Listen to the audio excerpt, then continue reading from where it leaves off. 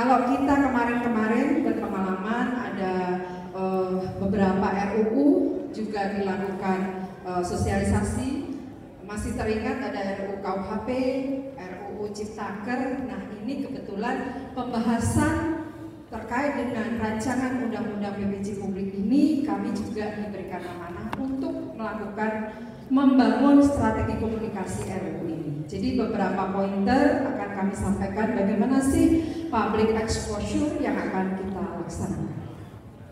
Mundur sedikit, kita dalam pembahasan RUU ini melibatkan beberapa kementerian dan lembaga yang kebetulan ada beberapa kementerian lembaga yang terkait langsung mengikuti langsung dalam pembahasan RUU ini, yaitu ada Kementerian Kemenko Marves, Kantor Staf Presiden, Kemenkominfo dan beberapa kementerian lembaga. Ini memberikan amanah kepada LKPP untuk melakukan public exposure dan merancang strategi komunikasi bagaimana rancangan undang-undang ini sampai kepada masyarakat dan kemudian mendapat feedback dari masyarakat atau mendapat masukan dari rancangan undang-undang ini. Kemudian selanjutnya dari amanah ini kita melaksanakan beberapa tahapan. Tentu kolaborasi dengan teman-teman humas seluruh kementerian dan lembaga. Ini kami sangat memohon dukungan dari teman-teman semua. Jadi strategi komunikasi RUU PPJ Publik melibatkan lintas kementerian dan lembaga. Juga kami membangun PIC di kementerian dan lembaga. Ada beberapa kementerian dan lembaga yang sudah kami bersama-sama duduk bersama sebagai PIC. Ada dari tentu dari tim humasnya LKPP, tim humasnya KSP, tim humasnya Kemendagri, tim humasnya Kominfo, dan ini harapannya juga akan bertambah PIC dari kementerian lain. Next slide. Kemudian selanjutnya terkait dengan konsep public exposure RUU ini, kami sudah menyiapkan beberapa materi-materi terkait dengan public exposure. Yang pertama tentu kami menyiapkan narasi tunggal, kemudian target audience, kemudian juga tentu konten-konten pilar yang akan kita pakai, kemudian saluran komunikasinya, kemudian juga bentuk pesan atau kontennya, dan siapa saja atau mitra kita siapa saja dalam penyebarluasan informasi ini. Narasi tunggal sudah kita siapkan, ada 3 narasi tunggal. Mohon izin Pak Hashim nanti berkenan dalam forum grup, ada grup WhatsApp-nya dari Bako Humas. Narasi tunggal ini berkenan untuk bisa disebarluaskan. Yang pertama adalah mari dukung RUU pengadaan barang dan jasa publik untuk pembangunan nasional yang lebih strategis, berorientasi produk dalam negeri dan berkelanjutan. Jadi pesan ini memang seperti tadi dijelaskan oleh Pak Emin menjadi pesan utama dari rancangan undang-undang ini. Yang kedua adalah memperkuat UMKM dan tingkatkan nilai manfaat pengadaan barang jasa publik dengan RUU yang komprehensif dan selaras.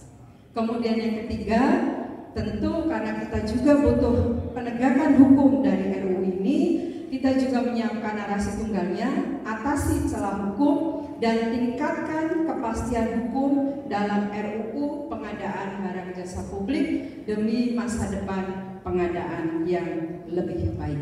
Ada 3 narasi tunggal, ini nanti berkenan juga setelah kegiatan ini kita follow up bersama untuk kita bisa sebarluaskan. Selanjutnya Bapak Ibu teman-teman, ini kita juga menyiapkan strategi dengan menggunakan konten pilar yang harapannya ini akan mendapatkan dukungan dari teman-teman humas seluruh Indonesia juga. Yang pertama kita membagi ada 4 konten pilar. Yang pertama adalah terkait dengan edukasi. Edukasi ini tetap kita menggunakan 5W1H untuk PPJ Publik, kemudian urgensi PPJ Publik, tujuan PPJ Publik, isi pasal yang menarik, manfaat dan dampak RUU dari PPJ Publik. Jadi nanti ketika kita membuat konten-konten terkait dengan RUU ini ini harapannya tetap sesuai dengan pakem membuat konten, yaitu ada 5W1H, kemudian ada urgensinya yang tadi disampaikan sama Pak Emin, poin-poinnya, kemudian ada tujuan, kemudian isi pasal bisa dimasukkan dalam konten. Dan ini konten-konten ini nanti akan kita siapkan juga, kita bantu membuat konten dari LKPP akan menyiapkan dan berharap teman-teman membantu untuk menyebarluaskan. Kemudian selain yang konten edukasi, kita juga akan menyiapkan konten yang sifatnya hiburan, tetapi tetap bermuatan dari RUU PBJ Publik. Jadi ada kuis seputar RUU, kemudian juga konten-konten viral yang harapannya juga bisa FYP, tapi tetap dalam tema rancangan undang-undang.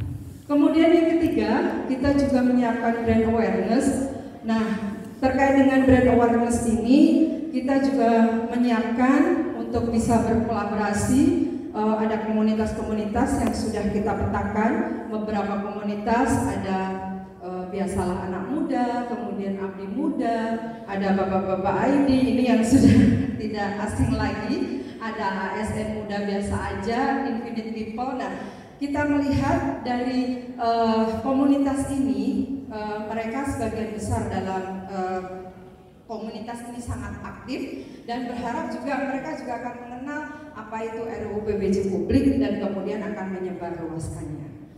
Selanjutnya belum, Mbak.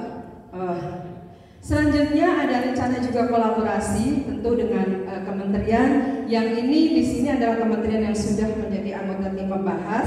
Nah, harapannya setelah ini banyak teman-teman dari kementerian lain juga berkolaborasi untuk menyiapkan konten-konten terutama untuk berkolaborasi dengan LKPP.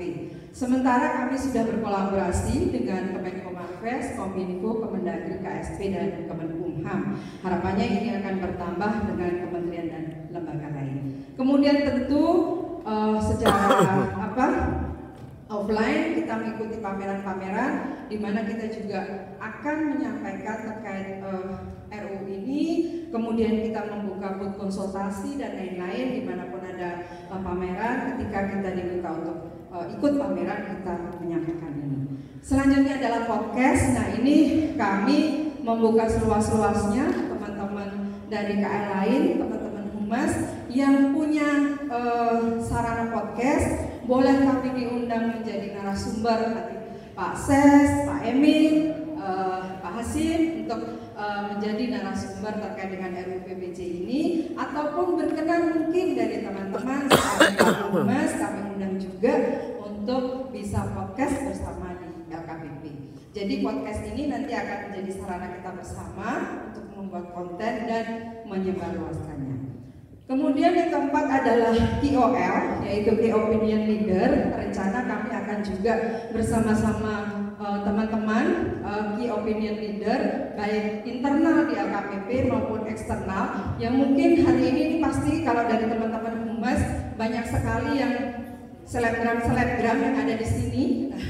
Nanti berkenan juga bersama-sama dengan kami para selebgram humas ini untuk bersama-sama LKPP juga menyebarluaskan RUU PBJ Publik ini. Nanti kontennya akan kita bangun bersama, baik untuk konten yang tadi yang edukasi, yang serius, dan juga konten-konten yang sifatnya hiburan dan lain-lain. Nah, ini bisa kita bangun bersama. Lanjut.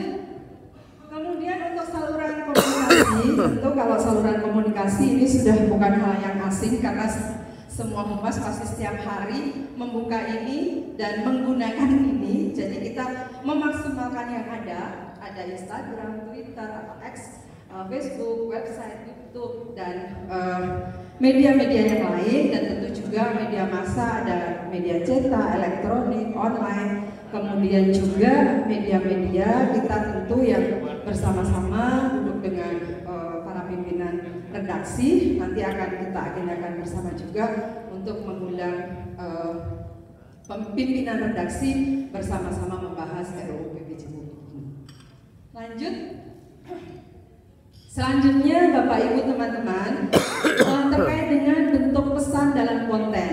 Kalau tadi sudah kita bahas edukasi, hiburan, kemudian di mananya. Nah, sekarang kontennya. Konten yang akan kita siapkan adalah berbentuk bermacam-macam. Ada video testimoni untuk aparat penegak hukum, kemudian video pentingnya RUU PBJ, kemudian success story dari pelaku UMKM ini yang sudah kita buat. Nanti video-video linknya akan kita share ke Bapak Ibu teman-teman semua. Kemudian juga tentu ada dengan Direktorat PKS KPU karena ini juga terkait dengan penyebarluasan informasi.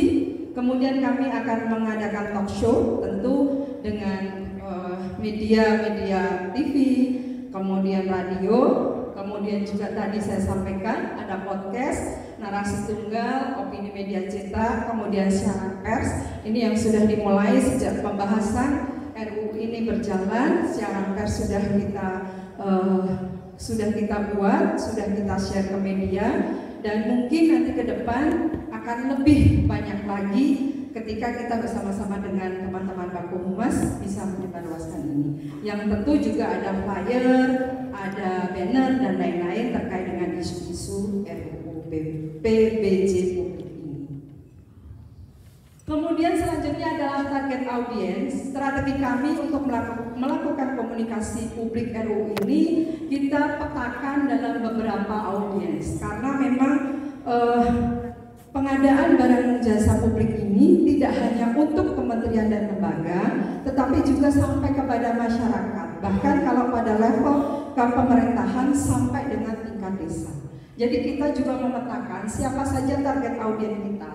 Yang pertama tentu adalah kementerian, lembaga, pemerintah daerah.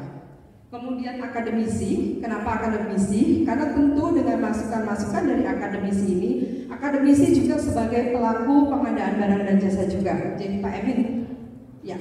Kemudian juga tentu akademisi juga ada banyak mahasiswa juga sebagai entrepreneur saat ini. Banyak mahasiswa-mahasiswa yang juga selain sebagai mahasiswa, mereka sebagai entrepreneur muda. Nah ini tentu kita juga menjadi target audiens kepada para akademisi, sivitas akademika.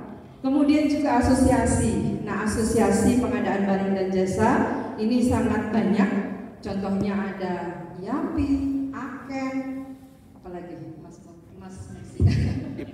IPI dan lain sebagainya. Jadi banyak sekali asosiasi-asosiasi dari pengadaan barang dan jasa ini yang bersama-sama juga menjadi target audiens RUU ini. Kemudian tentu juga pelaku usaha. Selain itu juga ada BUMN, BUMD, BUMDes, BUMDes, kemudian BUMDes bersama. Nah ini pada tingkat desa pengadaan barang dan jasa ini dilaksanakan atau dilakukan oleh BUMN, BUMDes atau BUMDes bersama. Nah ini memang bahasanya itu.